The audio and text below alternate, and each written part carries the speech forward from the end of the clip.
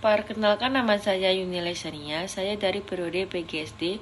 Di sini saya akan menjawab pertanyaan dari mata kuliah Ilmu Filsafat. Yang soal pertama, bagaimana filsafat ilmu mengawasi dan memperkuat eksistensi keilmian serta nilai-nilai dalam ilmu pendidikan? Filsafat ilmu berperan penting dalam mengawasi dan memperkuat eksistensi keilmian serta nilai-nilai dalam ilmu pendidikan. Perannya dapat dijelaskan melalui 3 aspek utama. Yang pertama, mengawasi dan memperkuat eksistensi ilmu pendidikan. Filsafat ilmu membantu menjelaskan hakikat dan kedudukan ilmu pendidikan sebagai suatu disiplin ilmu. Dalam hal ini, filsafat ilmu menentukan objek kajian ilmu pendidikan, yaitu manusia, proses belajar, pembentukan karakter, dan pengembangan potensi peserta didik. Menjelaskan tujuan pendidikan baik secara individu maupun sosial.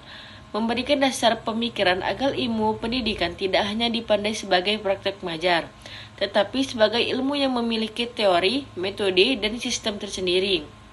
Soal kedua, bagaimana pendidikan yang bermakna dan bernilai turut memperkuat perkembangan ilmu filsafat?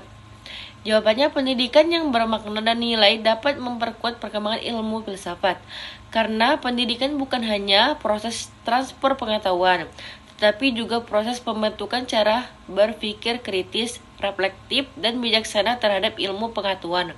Hubungan keduanya bersifat saling mempengaruhi. Soal ketiga,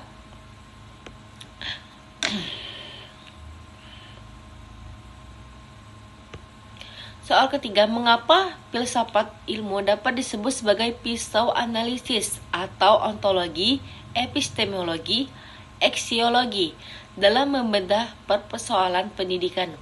Jawabannya, filsafat ilmu disebut sebagai pisau analisis dalam membedah persoalan-persoalan pendidikan karena filsafat ilmu menyediakan kerangka berpikir yang mendalam, sistematis, dan kritis untuk memahami berbagai masalah pendidikan dari berbagai sudut. Pisau analisis tersebut terutama terdiri atas 3 landas utama, yaitu ontologi, epistemologi, dan aksiologi. Soal keempat, contoh konkret penerapan filsafat ilmu dan praktek pendidikan. Jawabannya, contoh ontologi dalam pendidikan yaitu berkaitan dengan hakikat manusia, belajar, dan tujuan pendidikan. Contohnya, seorang guru tidak hanya menganggap siswa sebagai penerima materi, tetapi sebagai individu yang dimiliki. Terima kasih.